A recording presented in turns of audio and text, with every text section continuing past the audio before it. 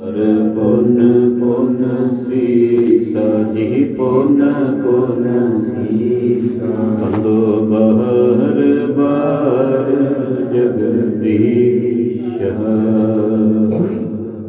50 बच्चों और सब गयो मारा, पिता हमारे 30 बताए। ਵਾਹਿਗੁਰੂ ਜੀ ਕਾ ਖਾਲਸਾ ਵਾਹਿਗੁਰੂ ਜੀ ਕੀ ਫਤਿਹ। ਗੁਰ ਕੀ ਸੱਚ ਨਿਵਾਜੀ ਗੁਰੂ ਰੂਪ ਖਾਲਸਾ ਸੰਗਤ ਜੀ, ਵਡਭਾਗੇ ਹੋ ਸਾਹਿਬਾਂ ਦੀ ਗੋਦ ਆਪ ਜੀ ਨੂੰ ਪ੍ਰਾਪਤ ਹੋ ਰਹੀ ਹੈ। ਗੁਰੂ ਸਵਾਰਿਆਂ ਪਾਸੋਂ ਰੱਬੀ ਬਾਣੀ ਦਾ ਕੀਰਤਨ ਨਿਰਮੋਲ ਹੀਰਾ, ਆਨੰਦ ਗੁਣੀ ਗਹੀਰਾ। ਆਪ ਜੀ ਨੇ ਕੀਰਤਨ ਸਰਵਣ ਕੀਤਾ ਹੈ। ਹਰ ਕੀ ਅਕਥ ਕਥਾ 18ਵੀਂ ਸਦੀ ਦੇ ਸਿੰਘਾਂ ਦਾ ਇਤਿਹਾਸ ਆਪ ਜੀ ਸਰਵਣ ਕਰ ਰਹੇ ਹੋ। ਮਹਿਤਾਬ ਸਿੰਘ ਜੀ ਦੇ ਪੋਤਰੇ ਰਤਨ ਸਿੰਘ ਜੀ ਭੰਗੂ, ਉਹਨਾਂ ਦੀ ਲਿਖਤ ਪ੍ਰਾਚੀਨ ਪੰਥ ਪ੍ਰਕਾਸ਼। ਇਹ ਸਾਡੇ ਵੱਡਿਆਂ ਵਡੇਰਿਆਂ ਦਾ ਇਤਿਹਾਸ ਹੈ, ਸਾਡੇ ਮਾਵਾਂ ਦਾ, ਭੈਣਾਂ ਦਾ, ਧੀਆਂ ਦਾ, ਜਿਨ੍ਹਾਂ ਨੇ ਅੱਜ ਸਾਨੂੰ ਜਿਹੜੀ ਹੈ ਇਹ ਜੀਵਨ ਪਦਵੀ ਜਿਹੜੀ ਹੈ ਉਹ ਦਿੱਤੀ ਹੋਈ ਹੈ ਜੀਣ ਦੀ। ਉਹਨਾਂ ਨੇ ਜੇ ਸ਼ਹੀਦੀਆਂ ਕੀਤੀਆਂ ਤੇ ਅੱਜ ਅਸੀਂ ਜਿਹੜਾ ਹੈ ਆਪਣੇ ਜੀਵਨ ਦਾ ਜਿਹੜਾ ਹੈ ਆਨੰਦ ਮਾਣ ਰਹੇ ਹਾਂ। ਸਰਦਾਰ ਕਪੂਰ ਸਿੰਘ ਜੀ ਹੁਣਾਂ ਨੇ ਆਪਣੀ ਲਿਖਤ ਦੇ ਵਿੱਚ ਇੱਕ ਗੱਲ ਦੀ ਬਿਆਨਤਾ ਕੀਤੀ ਹੈ। ਕਹਿੰਦੇ ਜੇ ਕਿਤੇ ਹਿੰਦੁਸਤਾਨ ਦੀ ਧਰਤੀ ਦੇ ਉੱਤੇ ਸਿੱਖ ਨਾ ਹੁੰਦੇ ਤੇ ਪੰਜਾਬ ਖਿੱਤਾ ਜਿਹੜਾ ਸੀ ਨਾ ਉਹ ਝੋਲੀ ਵਿੱਚ ਨਹੀਂ ਸੀ ਪੈਣਾ। ਨਾਲ ਹੀ ਉਹ ਇਹ ਗੱਲ ਕਹਿੰਦੇ ਨੇ ਕਿ ਜੇ ਕਿਤੇ ਇਹ ਪੰਜਾਬੀ ਨਾ ਹੁੰਦੇ ਤੇ ਹਿੰਦੁਸਤਾਨ ਦਾ ਵੀ ਨਾਮੋ ਨਿਸ਼ਾਨ ਨਹੀਂ ਸੀ ਰਹਿਣਾ। ਇਸ ਕਰਕੇ ਹਿੰਦੁਸਤਾਨ ਨੂੰ ਸਿੱਖਾਂ ਦਾ ਹਮੇਸ਼ਾ ਜਿਹੜਾ ਹੈ ਉਹ ਰਿਣੀ ਚਾਹਣਾ ਚਾਹੀਦਾ ਹੈ ਕਿ ਉਹਨਾਂ ਦੇ ਕਰਕੇ ਹੀ ਹਿੰਦੁਸਤਾਨ ਹੈ। ਹਿੰਦੁਸਤਾਨ ਦੇ ਕਰਕੇ ਪੰਜਾਬ ਨਹੀਂ, ਪੰਜਾਬ ਦੇ ਕਰਕੇ ਜਿਹੜਾ ਹਿੰਦੁਸਤਾਨ ਹੈ।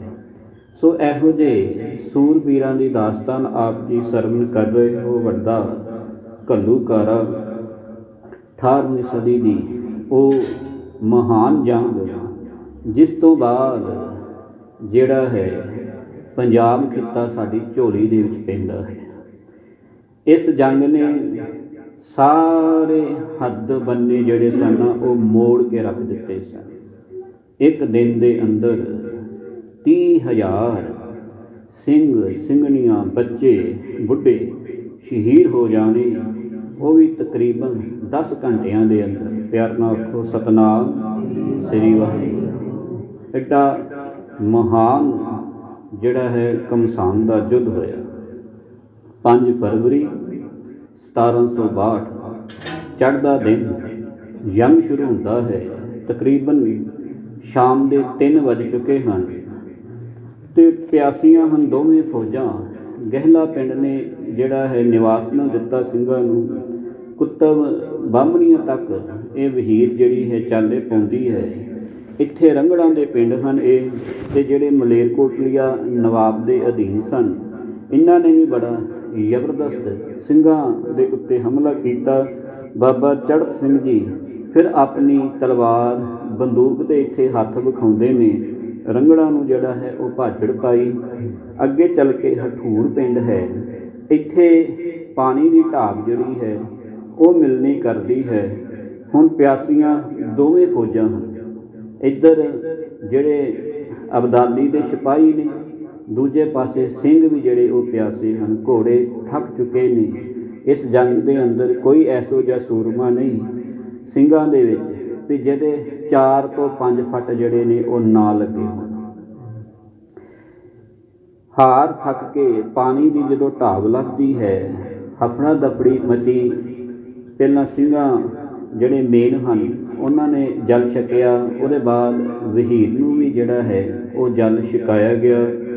ਹੁਣ ਇੱਕ ਪਾਸੇ ਜਿਹੜਾ ਹੈ ਅਬਦਾਲੀ ਦੀ ਫੌਜ ਖਲੋਤੀ ਹੋਈ ਹੈ, ਦੂਜੇ ਪਾਸੇ ਉਸ ਢਾਬ ਦੇ ਸਿੰਘ ਜਿਹੜੇ ਨੇ ਉਹ ਖਲੋਤੇ ਹੋਏ ਨੇ, ਇੱਕ ਦੂਸਰੇ ਨੂੰ ਜਿਹੜੇ ਨੇ ਉਹ ਤੱਕ ਰਹੇ ਨੇ। ਤੇ ਕਵੀ ਰਾਜ ਕਵੀ ਰਤਨ ਸਿੰਘ ਜੀ ਭੰਗੂ ਇਸ ਗੱਲ ਦੀ ਬਿਆਨਤਾ ਕਰ ਰਹੇ ਸਨ ਕਿ ਲੋਕੀ ਕਹਿੰਦੇ ਨੇ ਉੱਥੇ 50,000 ਸਿੰਘ ਸ਼ਹੀਦ ਹੋ ਗਏ, 50,000 ਬਚ ਗਏ, ਪਰ ਮੈਂ ਆਪਣੇ ਪਿਤਾ ਕੋਲ ਜਿਹੜੀ ਗਾਥਾ ਸੁਣੀ ਹੈ ਆਪਣੇ ਵੱਡਿਆਂ ਵਡੇਰਿਆਂ ਦੇ ਕੋਲੋਂ, ਉਹਦੇ ਮੁਤਾਬਕ 30,000 ਜਿਹੜਾ ਸੀ ਉੱਥੇ ਸ਼ਹੀਦੀਆਂ ਸਿੰਘਾਂ ਨੇ ਜਿਹੜੀਆਂ ਪ੍ਰਾਪਤ ਕੀਤੀਆਂ। ਆਓ ਗਾਥਾ ਅੱਗੇ ਕਿਸ ਤਰ੍ਹਾਂ ਚੱਲ ਰਹੀ ਹੈ ਸਰਵਣ ਕਰੀਏ। ਦਿਓ ਅਸੀਸ ਅੱਖ ਨਾ ਕਰੋ, ਸਤਨਾਮ ਸ੍ਰੀ ਵਾਹਿਗੁਰੂ। ਫਿਰ ਕਰੋ ਕਿਰਪਾ ਖੋ, ਸਤਨਾਮ ਸ੍ਰੀ ਵਾਹਿਗੁਰੂ। 50 ਬਚਿਓ ਔਰ ਸਭ ਗਇਓ ਮਾਰਾ। ਰਤਨ ਸਿੰਘ ਜੀ ਭੰਗੂ ਆਖਦੇ ਹਨ, ਲੋਕੀ ਕਹਿਣ ਲੱਗੇ ਕਿ 50,000 ਮਾਰਿਆ ਗਿਆ, 50,000 ਬਚ ਗਿਆ। ਪਿਤਾ ਹਮਾਰੇ ਦੇਸ ਬਤਾਏ। ਆਂਦੇ ਮੇਰੇ ਪਿਤਾ ਜੀ ਜਿਹੜੇ ਉਸ ਸਮੇਂ ਉਸ ਜੰਗ ਦੇ ਵਿੱਚ ਜਿਹੜੇ ਸਨ 2 ਹੱਥ ਕਰ ਰਹੇ ਸਨ ਜ਼ਾਲਮਾਂ ਦੇ ਨਾਲ। ਉਹਨਾਂ ਨੇ ਮੈਨੂੰ ਜਿਹੜਾ ਸੀ, ਕਿਉਂਕਿ ਬਚ ਕੇ ਨਿਕਲੇ ਹਨ ਇਹ ਸਿੰਘ, ਹੁਣ ਆਪਣੇ ਵੱਡਿਆਂ ਵਡੇਰਿਆਂ ਨੇ ਆਪਣੇ ਜਿਹੜੇ ਹੈ ਪੁੱਤਾਂ ਨੂੰ ਤੇ ਗਾਥਾਵਾਂ ਬਾਣੀਆਂ ਕਹਾਣੀਆਂ ਪੁੱਤ ਸੁਪੁੱਤ ਕਰੇ ਉਹ ਫਿਰ ਅੱਗੇ ਚੱਲਦੀਆਂ ਹਨ। ਆਂਦੇ ਮੈਂ ਜੋ ਆਪਣੇ ਪਿਤਾ ਜੀ ਦੇ ਕੋਲੋਂ ਆਪਣੇ ਵੱਡਿਆਂ ਵਡੇਰਿਆਂ ਕੋਲ ਸੁਣਿਆ ਹੈ ਨਾ, ਲੋਕੀ ਜੋ ਮਰਜ਼ੀ ਕਹਿੰਦੇ ਰਹਿਣ, ਉਹਨਾਂ 30,000 ਦੀ ਜਿਹੜੀ ਹੈ ਉਹ ਗਿਣਤੀ ਦੱਸੀ ਹੈ। ਇੱਕ ਗੱਲ ਦਾ ਧਿਆਨ ਰੱਖਣਾ, ਅਕਾਲੀ ਫੂਲਾ ਸਿੰਘ ਜੀ, ਉਹਨਾਂ ਦੇ ਪਿਤਾ ਜੀ ਹਨ ਸਰਦਾਰ ਈਸਰ ਸਿੰਘ ਜੀ। ਇਹ ਵੀ ਇਸ ਜੰਗ ਦੇ ਵਿੱਚ ਜਿਹੜੇ ਸਨ ਨਾ ਉਹ ਲੜ ਰਹੇ ਸਨ।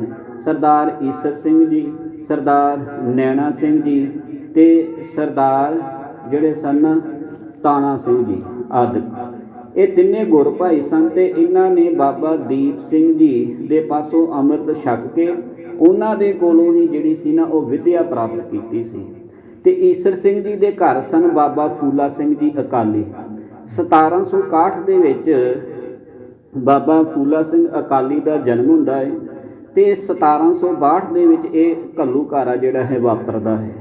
ਉਸ ਸਮੇਂ ਅਕਾਲੀ ਫੂਲਾ ਸਿੰਘ ਜੀ ਦਾ ਜਿਹੜਾ ਆਜੂ ਹੈ ਉਹ 1 ਸਾਲ ਦੀ ਹੈ।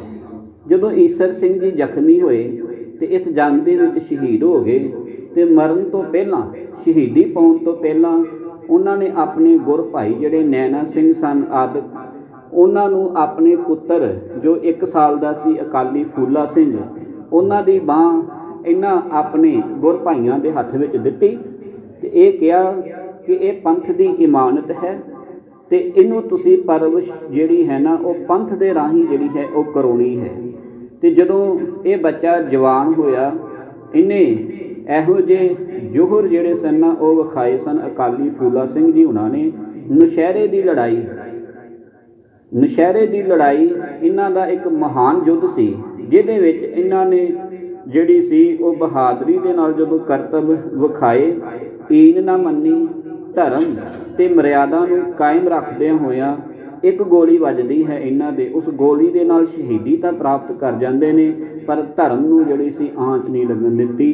ਇਹੋ ਜਿਹਾ ਬਾਬਾ ਈਸਰ ਸਿੰਘ ਜਿਹੜਾ ਘੱਲੂਘਾਰੇ ਦੇ ਵਿੱਚ ਸ਼ਹੀਦ ਹੁੰਦਾ ਹੈ, ਅੱਗੇ ਉਹਦਾ ਪੁੱਤਰ ਵੀ ਜਿਹੜਾ ਹੈ ਅਕਾਲੀ ਫੂਲਾ ਸਿੰਘ, ਉਹ ਵੀ ਸਿੰਘਾਂ ਦੀਆਂ ਚੜ੍ਹਦੀਆਂ ਕਲਾ ਵਾਸਤੇ ਜਿਹੜਾ ਸੀ ਆਪਣੀਆਂ ਸ਼ਹੀਦੀਆਂ ਜਿਹੜੀਆਂ ਸੀ ਦੇ ਜਾਂਦਾ ਸੀ। ਇਹੋ ਜਿਹੇ ਮਹਾਂਪੁਰਖਾਂ ਦਾ ਜੀਵਨ ਹੈ ਇਸ ਘੱਲੂਘਾਰੇ ਦੇ ਵਿੱਚ।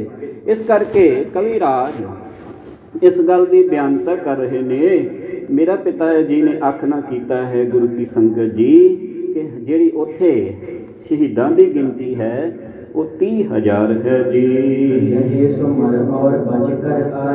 ਆਂਦੇ ਜਿਹੜੇ ਉਹਨਾਂ ਦੇ ਵਿੱਚੋਂ ਕੁਝ ਮਰ ਗਏ ਤੇ ਕੁਝ ਬਚ ਗਏ ਸਨ ਜੀ। ਆਂਦੇ ਉਸ ਯੁੱਧ ਦੇ ਵਿੱਚ ਮੇਰੇ ਪਿਤਾ ਜੀ ਤੇ ਮੇਰੇ 2 ਚਾਚੇ ਉਹ ਵੀ ਇਸ ਜੰਗ ਦੇ ਵਿੱਚ ਜਿਹੜੇ ਸਨ ਉਹ ਲੜ ਰਹੇ ਸਨ ਜੀ। ਬਸ ਉਹਨਾਂ ਦੇ ਕੋਲੋਂ ਮੈਂ ਜਿਹੜੀ ਆਪਣੇ ਪੁਰਖਿਆਂ ਦੇ ਕੋਲੋਂ ਇਹ ਗਾਥਾ ਸੁਣੀ ਹੈ ਜੀ।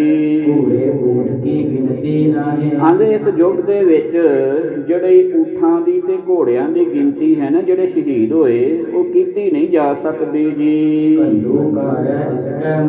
ਪਿਆਰ ਨਾਲ ਆਖੋ ਸਤਨਾਮ ਸ੍ਰੀ ਵਾਹਿਗੁਰੂ।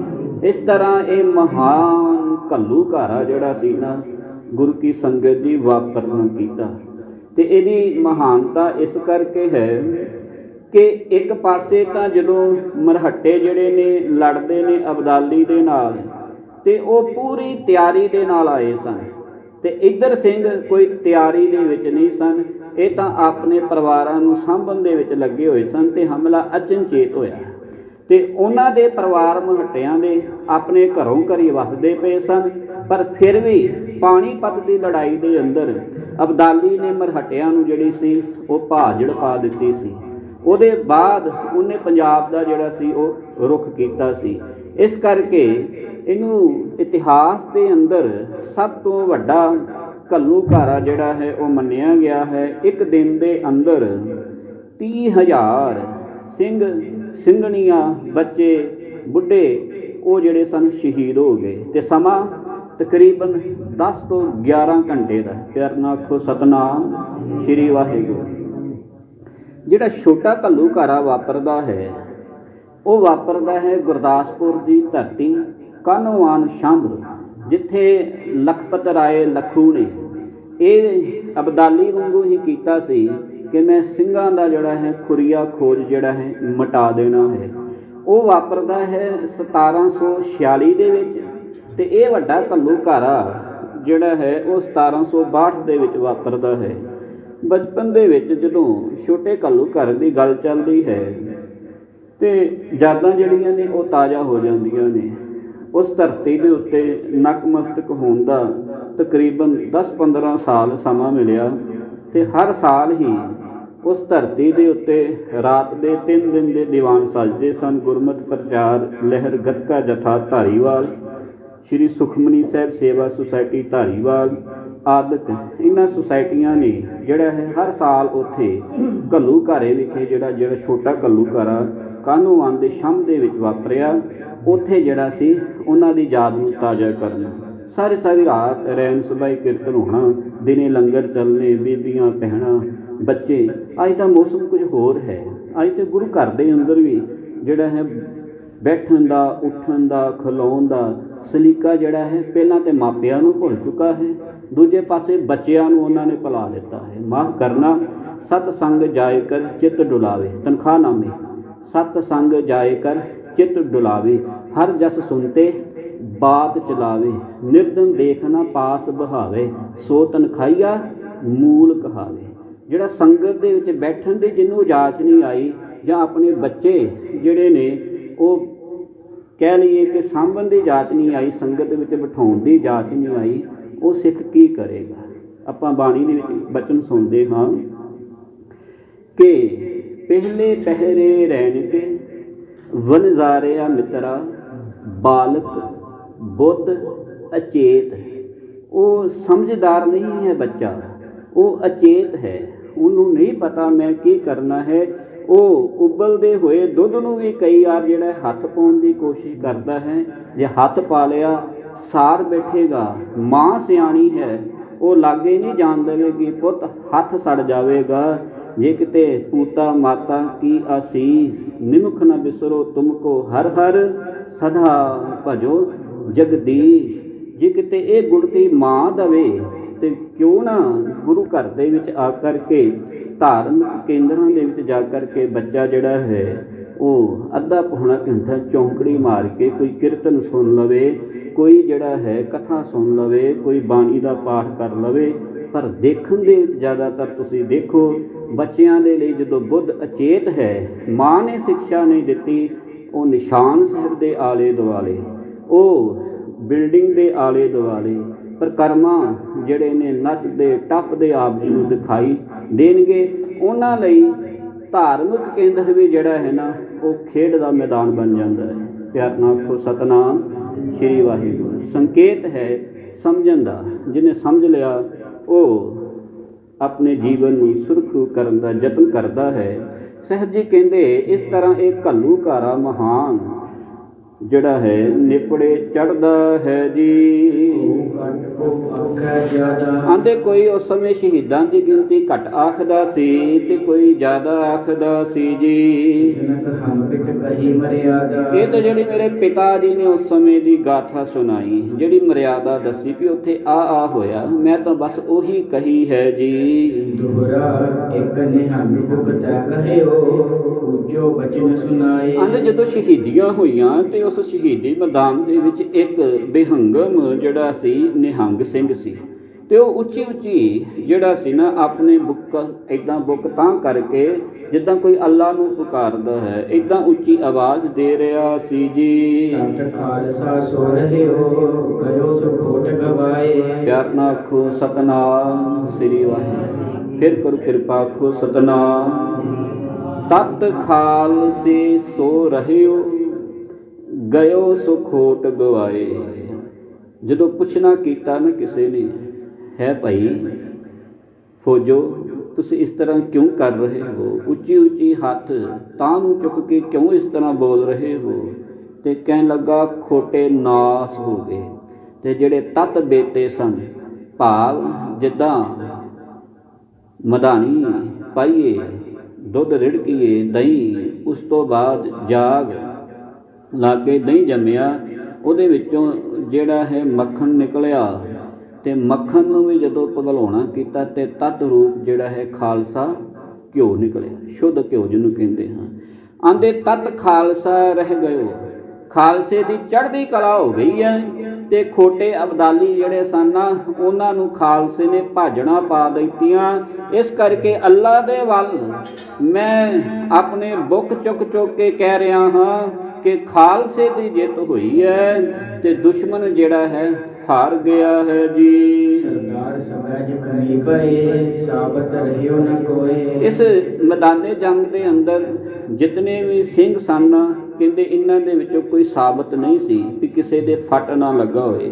ਪ੍ਰਿੰਸੀਪਲ ਸਤਬੀਰ ਸਿੰਘ ਜੀ ਹੁਣਾਂ ਨੇ, ਗਿਆਨੀ ਗੰਡਾ ਸਿੰਘ ਜੀ ਹੁਣਾਂ ਨੇ, ਗਿਆਨੀ ਗਿਆਨ ਸਿੰਘ ਜੀ ਹੁਣਾਂ ਨੇ ਬੇਅੰਤ ਸਾਡੇ ਕੋਲ ਜਿਹੜੀਆਂ ਹੁਣ ਲਿਖਤਾਂ ਨੇ ਇਤਿਹਾਸ ਦੀਆਂ, ਉਹਨਾਂ ਨੇ ਇਸ ਗੱਲ ਦੀ ਸਪਸ਼ਟਤਾ ਕੀਤੀ ਹੈ ਕਿ 4 ਤੋਂ 5 ਫੱਟ ਹਰ ਇੱਕ ਸਿੰਘ ਦੇ ਲੱਗੇ।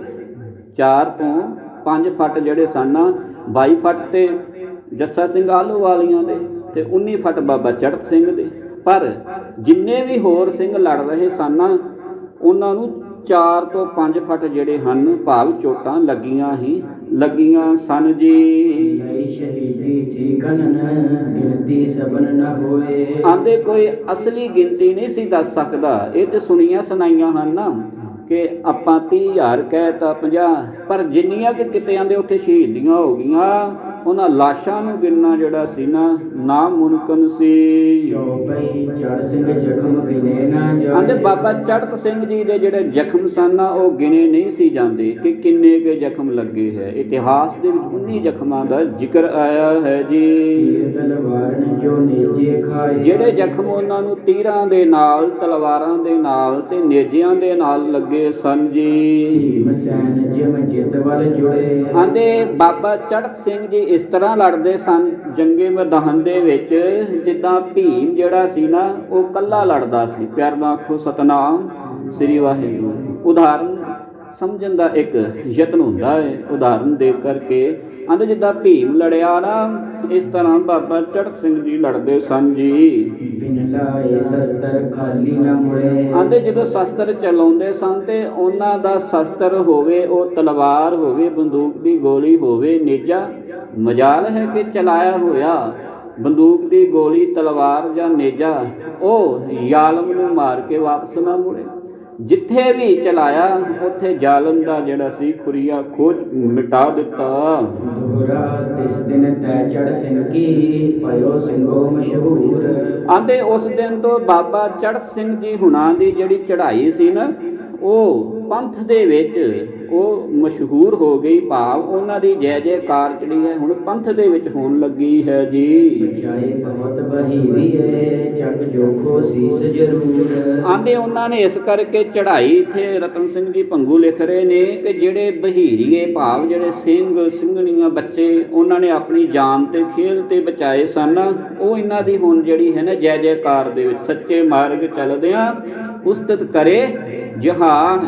ਇਹ ਹੁਣ ਵਹੀਰ ਜਿਹੜੀ ਹੈ ਸਿੰਘ ਜਿਹੜੇ ਨੇ ਉੱਥੋਂ ਦੇ ਲੋਕ ਜਿਹੜੇ ਬਚ ਗਏ, ਉਹ ਭਾਵੇਂ ਬ੍ਰਾਹਮਣ ਸਨ ਆਦਿਕ, ਉਹ ਬਾਬਾ ਚੜ੍ਹਤ ਸਿੰਘ ਹੁਣਾ ਜੀ ਜਿਹੜੀ ਹੈ ਜੈ ਜੈਕਾਰ ਕਰਦੇ ਹਨ ਜੀ। ਚੋਪਈ ਸਭ ਬਹੀਰੀਏ ਤਨ ਤਨ ਆਖੈ। ਉੱਥੇ ਬਾਬਾ ਚੜ੍ਹਤ ਸਿੰਘ ਜੀ ਦੇ ਬਾਰੇ ਇਸ ਤਰ੍ਹਾਂ ਗੱਲਾਂ ਹੋਣ ਲੱਗੀਆਂ, ਇਹਨਾਂ ਦੀ ਮਾਂ ਧਨ ਹੈ, ਇਹਨਾਂ ਦਾ ਪਿਤਾ ਧਨ ਹੈ, ਇਹਨਾਂ ਦਾ ਦਾਦਾ ਧਨ ਹੈ, ਇਹਨਾਂ ਦਾ ਪੂਰਾ ਕਹਿ ਲਈਏ ਪਰਿਵਾਰ ਹੀ ਧਨਤਾ ਦੇ ਯੋਗ ਹੈ। ਧਨ ਧਨ ਧਨ ਜਨ ਆਇਆ, ਜਿਸ ਪ੍ਰਸਾਦ ਸਭ ਜਗਤ ਤਰਾਇਆ। ਜਨ ਆਵਨ ਕਾ ਹੈ ਸੁਆਓ, ਜਨ ਕੇ ਸੰਗ ਚਿਤ ਆਵੇ ਨਾਓ।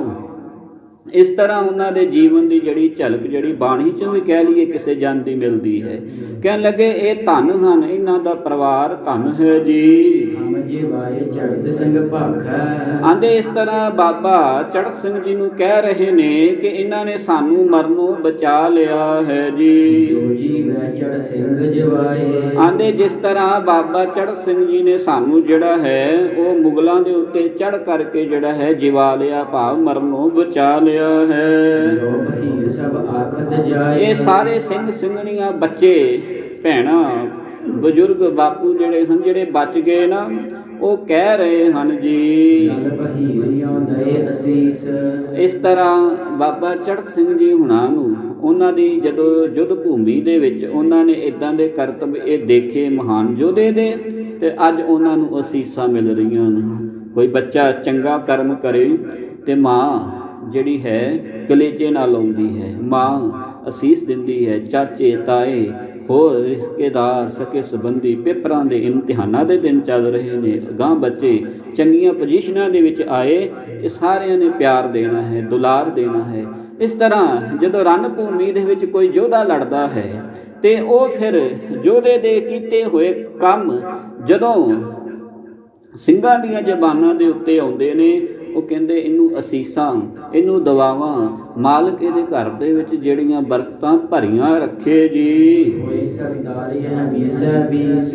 ਆਂਦੇ ਇਹਦਾ ਵੰਸ਼ ਜਿਹੜਾ ਹੈ ਨਾ ਉਹ 20 ਕੁਲਾਂ ਤੱਕ ਫਲੇ, ਇਹਦੀ ਸਰਦਾਰੀ ਜਿਹੜੀ ਹੈ ਉਹ 20 ਕੁਲਾਂ ਤੱਕ ਜਾਵੇ ਜੀ। ਸਰਬ ਪੰਥੀਆ ਹੋਏ ਸਰਦਾਰ। ਇਹ ਸਾਰੇ ਪੰਥ ਦਾ ਜਿਹੜਾ ਹੈ ਨਾ ਮਹਾਨ ਸਰਦਾਰ ਬਣੇ ਜੀ। ਸਭ ਇਸ ਦੇਵੈ ਅਸੀਸ ਹਜ਼ਾਰ। ਇਸ ਤਰ੍ਹਾਂ ਸਾਰੇ ਸਿੰਘ ਸਿੰਘਣੀਆਂ ਬਾਬਾ ਚੜ੍ਹਤ ਸਿੰਘ ਜੀ ਹੁਣਾਂ ਨੂੰ ਹਜ਼ਾਰਾਂ ਹੀ ਅਸੀਸਾਂ ਦੇ ਰਹੇ ਹਨ ਜੀ। ਕੋ ਕਹੈ ਇਹ ਹੋਏ ਪਤਸ਼ਾਹੀ। ਕੋ ਕਹਿੰਦਾ ਇਹ ਪਾਤਸ਼ਾਹ ਬਣ ਜਾਵੇ ਹਿੰਦੁਸਤਾਨ ਦਾ।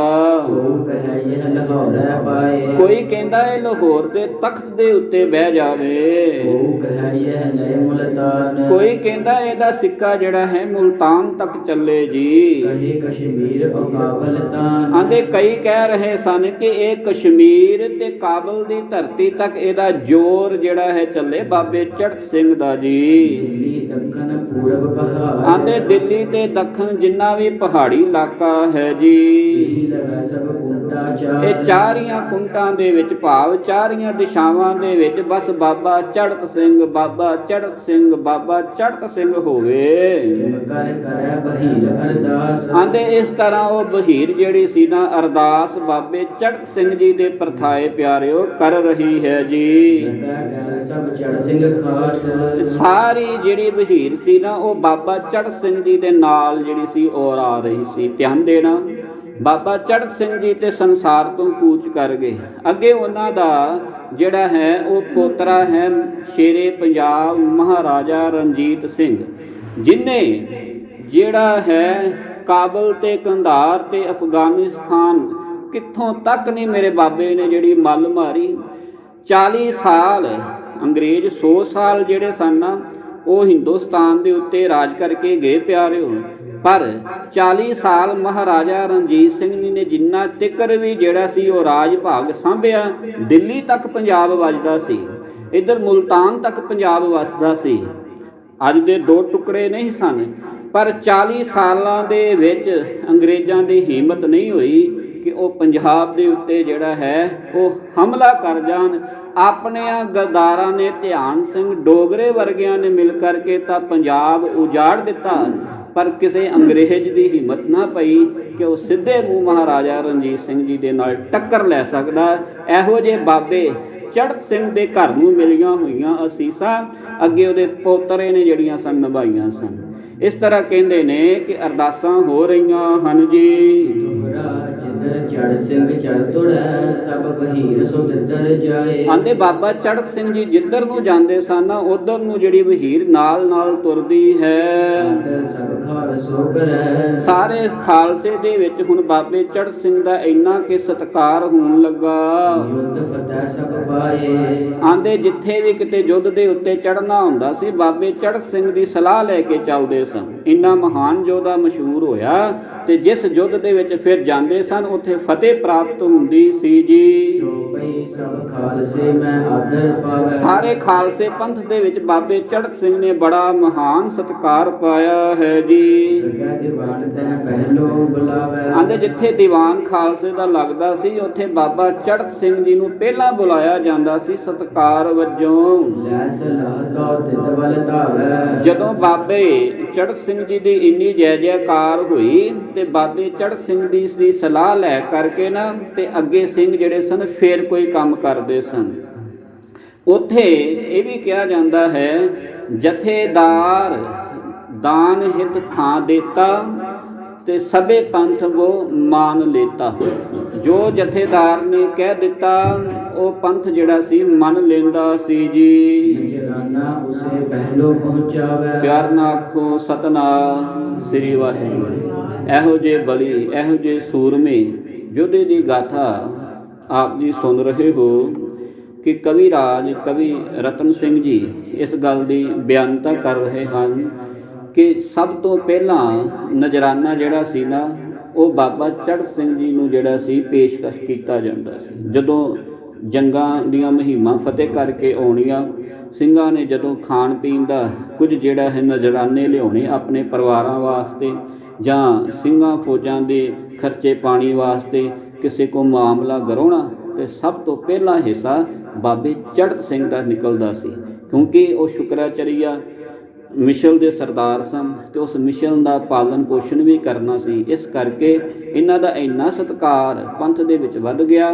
ਕਿਸੇ ਵੀ ਮਿਸਲ ਨੇ ਜੇ ਮਾਮਲਾ ਗਰਾਉਣਾ ਤੇ ਸਭ ਤੋਂ ਪਹਿਲਾਂ ਇਸ ਮਿਸਲ ਦਾ ਹਿੱਸਾ ਦੇ ਕੇ ਜਾਣਾ। ਅੱਗੇ ਗਾਥਾ ਕਿਸ ਤਰ੍ਹਾਂ ਚੱਲਦੀ ਹੈ ਕੱਲ ਦੇ ਦੀਵਾਨਾਂ 'ਚ ਅਸੀਂ ਸਰਵਣ ਕਰਾਂਗੇ ਜੀ।